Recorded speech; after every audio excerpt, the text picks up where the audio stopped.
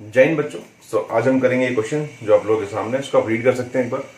IIT-JEE 2007 में पूछा गया था ये, और काफी फेमस सवाल है। और इसके बाद इस सवाल के बेस पे बहुत सारे क्वेश्चन और बना दिए गए, लेकिन इसकी जो ओरिजिनलिटी है वो ये सवाल है।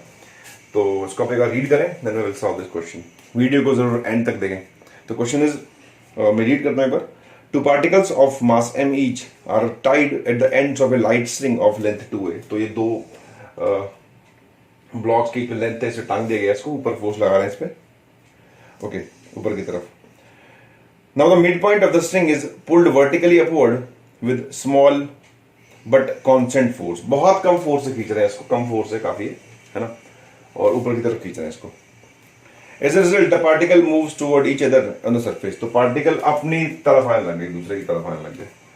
So find the magnitude of acceleration of particle when their separation is become 2x। तो जैसे जैसे पास आएंगे तो कुछ ऐसा हो जाएगा डायग्राम,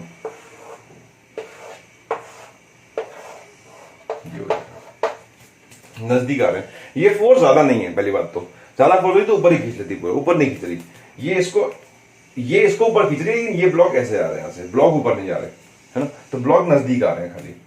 तो डिस्टेंस उनके बीच में किसी इंस्टेंट पे x हो गया, ये भी x हो गया।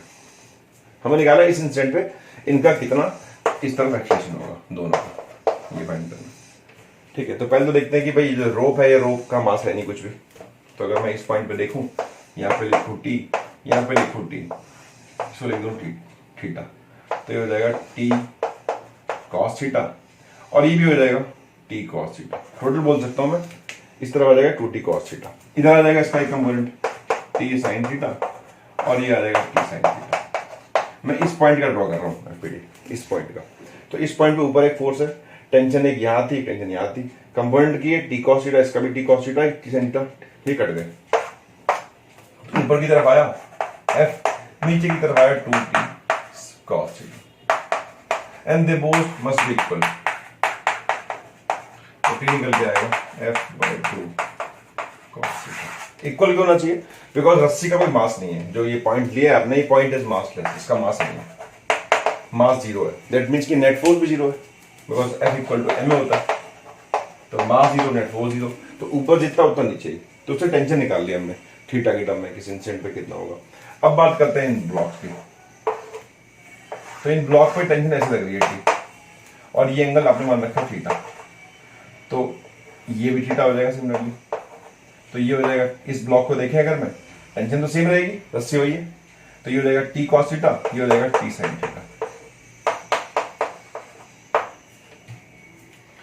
तो कह रहा है कि आप किस जब सेपरेशन 2x होगा तो किस एक्सीलरेशन से आ रहे होंगे एक दूसरे की तरफ। तो ये जो फोर्स आपको दिख रही है इस पे भी लगेगी, ये इन दोनों एक्सीलरेट कर रही होगी।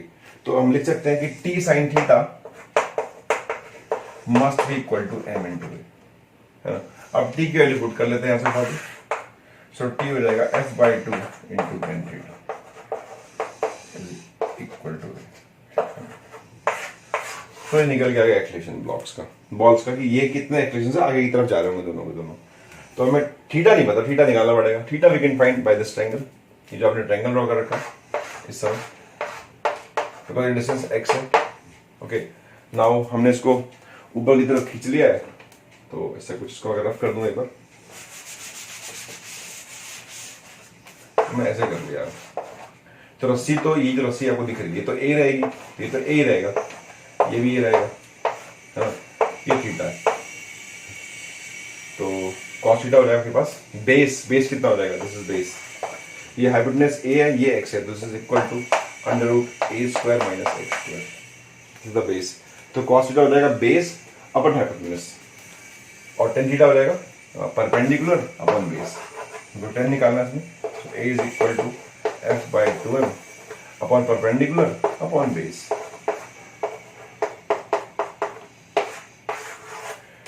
सो this will be the answer to the question. अगर ऑप्शन में चूज करूं तो option number B will be the correct option. तो option B is the correct option. तो आई बिलीव कि आपको क्वेश्चन क्लियर होगा। तो इस तरह की और वीडियोस के लिए मेरे चैनल को फॉलो करें, मेरी वीडियोस को देखते रहें, उन्हें लाइक करें, उन पर कमेंट करके जरूर बताएं। अगर आपको कोई डाउट भी है इनसे रिलेटेड जो मैंने समझाया आपको, तो आप मुझे पूछ सकते हैं कमेंट बॉक्स में, I will definitely reply you. तो this is all about this lecture. Thanks for watching.